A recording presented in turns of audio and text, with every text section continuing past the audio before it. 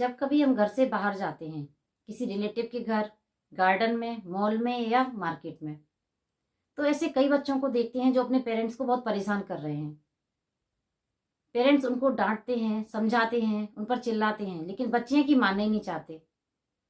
कुछ बच्चे तो जैसे मॉल में हैं तो झूला झूलने की जिद या अपनी पसंद का कुछ खाने की जिद, मार्केट में है तो कपड़े लेने की जिद या टॉयज लेने की जिद, और किसी रिलेटिव के घर है तो घर वापस जाने की जिद या मोबाइल की जिद।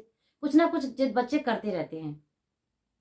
बच्चे नॉर्मल जिद करें तब तक तो ठीक है, लेकिन कुछ बच्चे तो इतनी ज्यादा जिद करते हैं कि जोर जोर से चिल्लाते हैं, रोते हैं, गुस्सा हो जाते हैं, और कुछ बच्चे तो जमीन पर लेट जाते हैं। कुछ बच्चे अपनी मम्मी की चुन्नी खींचते हैं या साड़ी खींचते हैं। तो इस तरह से कभी कभी तो मम्मी उनकी पिटाई भी कर देती हैं, लेकिन बच्चे कि वो अपनी जिद नहीं छोड़ते, वो अपनी पसंद का काम करवा कर ही मानते हैं। तो ऐसे में भोले भाले और प्यारे लगने वाले बच्चे पेरेंट्स के लिए बहुत सिरदर्द बन जाते हैं, और ऐसे में जिद्दी बच्चों को हैंडल करना किसी चैलेंज से कम नहीं होता।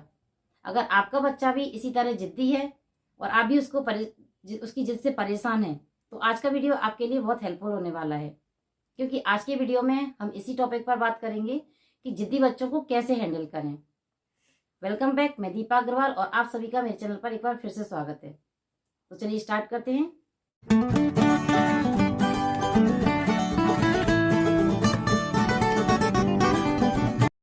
पहली बात तो यह है कि अगर आप चाहते हैं कि आपका बच्चा जिद ना करे, तो आपको भी जिद करना छोड़ना पड़ेगा।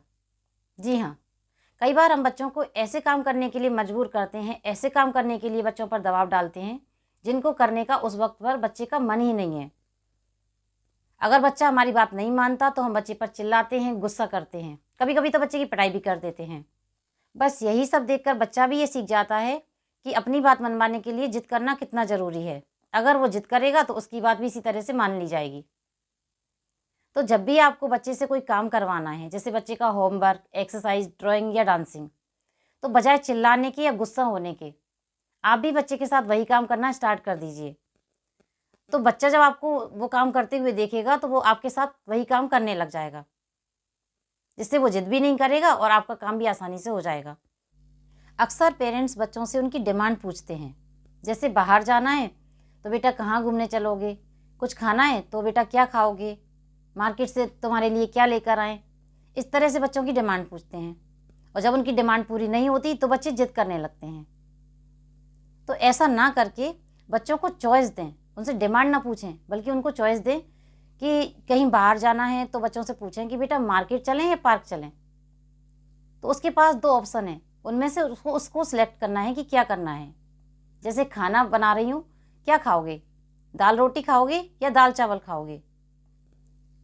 चॉइस दे सकते हैं, सिलेक्ट उसको करना है। जैसे होमवर्क करोगे या ड्राइंग करोगे, तो बच्चे के पास दो चॉइस हैं, या तो वो होमवर्क करेगा या ड्राइंग करेगा। ऐसे में बच्चे को जिद करने का मौका ही नहीं मिलेगा। कभी कभी क्या होता है कि हमने कभी बाहर जाने की प्लानिंग की और ऐसे में घर पर गेस्ट आ गए या मौसम ख़राब हो गया और हम बाहर नहीं जा पाए, तो बच्चे जिद करने लगते हैं, गुस्सा हो जाते हैं, और हम बच्चों की गुस्सा शांत करने के लिए उनकी दूसरी जिद पूरी कर देते हैं। तो ऐसे बच्चे जिद्दी होते चले जाते हैं। तो ऐसा ना करके बच्चों को सिचुएशन समझाएं, बच्चों को बताएं कि आप बाहर क्यों नहीं जा पा रहे हैं, और उनकी जिद कम करने के लिए उसको किसी और एक्टिविटी में इन्वॉल्व कर लें। जैसे अगर हम बाहर नहीं जा पाए तो उसको घर पर ही पिक्चर दिखा सकते हैं, या कहानियाँ सुना सकते हैं, या खुद उसके साथ डांसिंग या ड्राइंग कर सकते हैं। तो उसकी और किसी डिमांड को पूरा ना करके अपने हिसाब से, अपने अकॉर्डिंग कोई जो एक्टिविटी में उसको इन्वॉल्व कर लें। आजकल बहुत से पेरेंट्स बच्चों पर लाड़ प्यार दिखाने के लिए बच्चों की हर डिमांड पूरी करते हैं। जैसे बच्चे ने किसी दूसरे बच्चे की कोई चीज़ देखी, जैसे कोई टॉयज़ या कपड़े, कुछ भी बच्चे ने दूसरे किसी बच्चे का देखा, तो बच्चा कहता है कि सेम मुझे वैसी ही चीज़ चाहिए। उसको नहीं पता कि ये मेरे लिए यूज़फुल है या नहीं है, ये कहाँ मिलेगी, कितने रुपए की मिलेगी, बस उसको तो वो चीज़ चाहिए।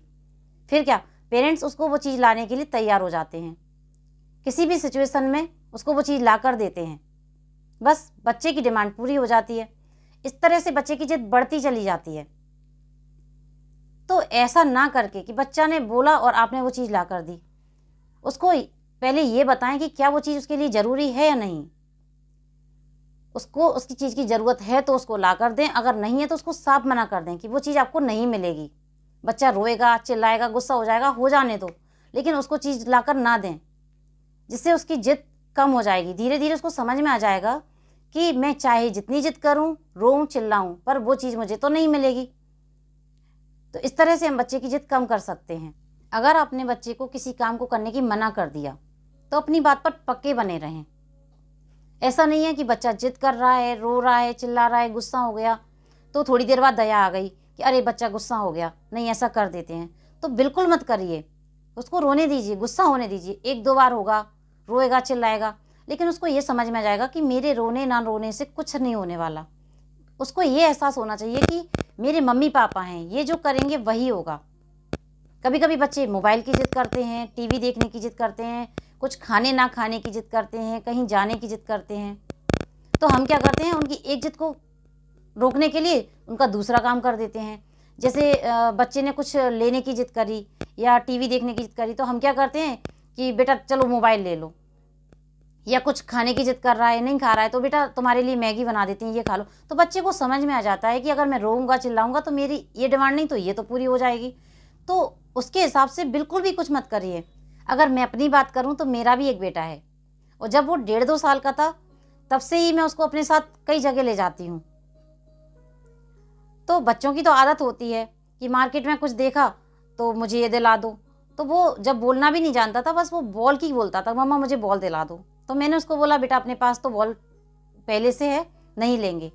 1 बार बोला, 2 बार बोला, जब भी वो मार्केट मेरे साथ जाता तो वो बस बॉल मांगता था, लेकिन मैंने उसको कभी भी बॉल नहीं दिलाई। कभी भी मैंने उसको मार्केट में कुछ भी नहीं दिलाया। हाँ, अगर मुझे कुछ अच्छा लगता तो मैं खुद उसके लिए लेकर आती, लेकिन उसके कहने पर मैंने आज तक उसको कुछ नहीं दिलाया। आज वो 13 साल का है, लेकिन कभी भी उसने मुझसे किसी भी चीज़ की डिमांड नहीं करी। मैं कभी भी उसको मार्केट ले जाऊँ, कभी भी वो मुझसे ये नहीं कह सकता कि मम्मी मुझे ये चीज़ चाहिए। किसी बच्चे की कोई चीज़ देखी, मम्मी मुझे वो चीज़ चाहिए, कभी भी नहीं। तो हम बच्चे को खुद जिद करने की आदत डालते हैं। जब बच्चा छोटा होता है, हम बच्चे से बार बार कहते हैं कोई भी काम करवाने के लिए, अरे मैं बहुत जिद्दी हूँ, तुम्हें नहीं पता, तुम्हें ये बात मेरी माननी पड़ेगी। बस बच्चा सीख गया कि बात मनवाने के लिए जिद करना ज़रूरी होता है।